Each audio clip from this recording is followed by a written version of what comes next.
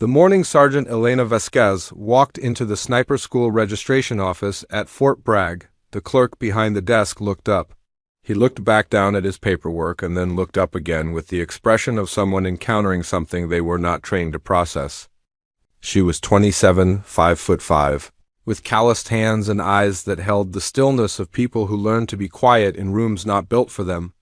She slid her application across the desk without a word. The clerk read it, then called across the room with casual cruelty. "Hey, Martinez, you see this?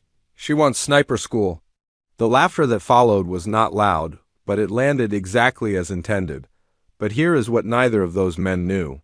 What Elena Vasquez did over the next 11 weeks would rewrite what was considered possible.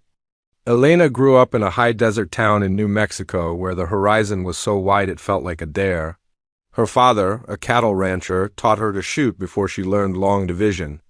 It was the practical arithmetic of rural survival.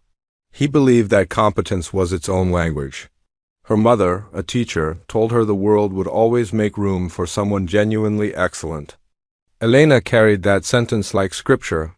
She had enlisted at 19 and served 2 overseas rotations as an infantry reconnaissance specialist.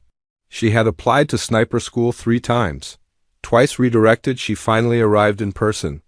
That was the morning the clerk laughed.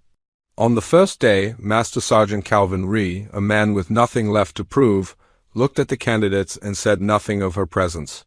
He simply said, "Half of you will not finish. The ones who do will have earned something that cannot be taken." The first week broke people. The physical requirements were engineered to locate the exact boundary of a person's endurance and push past it. Elena did not withdraw. She ran routes with her pack in the pre-dawn dark, completing exercises with the focused patience of a builder. She spent her evenings reviewing ballistics tables by flashlight with the same intensity her mother had once reviewed lesson plans. The mockery from classmates faded by week 3. Her groupings at 600 meters were tighter than anyone else in the class. At 800 meters, she was the only candidate who had not dropped a single scoring shot.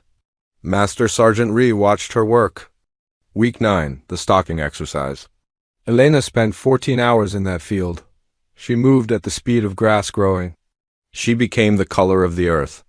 When she finally placed her shot, an observing instructor looked directly at her and did not see her. On graduation day, Master Sergeant Rhee read the class rankings. He paused for exactly 1 breath and spoke her name. Elena Vasquez, first in class. The room was quiet as history was being absorbed. Then men who had doubted her were on their feet. The applause was genuine. She had been doing it for the girl in the high desert who decided the horizon was not a limit but an invitation. If this story lit something in you today, share it. Tell me what door you refuse to stop knocking on.